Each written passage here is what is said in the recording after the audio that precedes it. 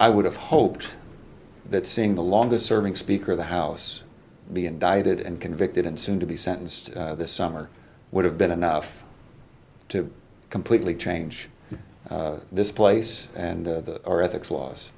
Unfortunately, to this point, it has not shown that to be the case.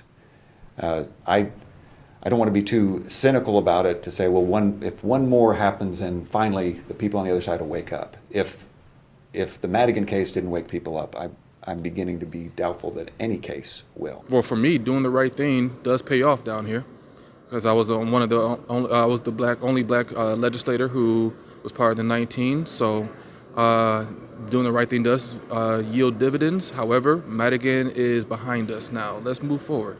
That's what I feel about it.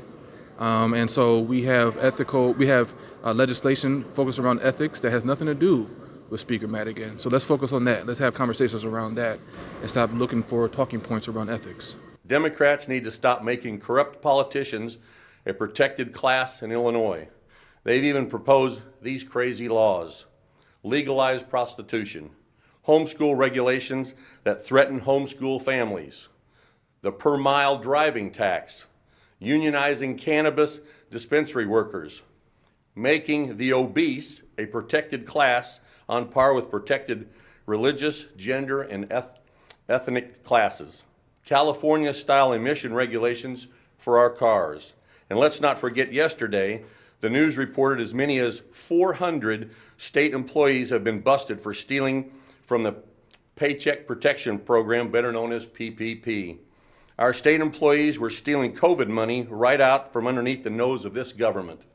We need to clean up our state government, or people are going to leave the state for a less corrupt, more affordable place to live, start businesses, and raise their family. And as we stand here, how many of our ethic bills have been made it out of committee to be considered on the House floor? Zero, none. With indictment after indictment, conviction after conviction, not a single ethics reform proposal we've introduced will even be debated in this chamber this spring. Sadly, that's not a big surprise in Illinois.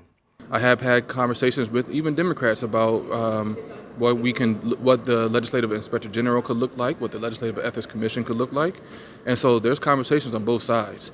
I just asked my colleagues on the other side. I have been a reasonable person since 2019. Just come to me and let me see what I can do to get your bill heard, and we can go from there.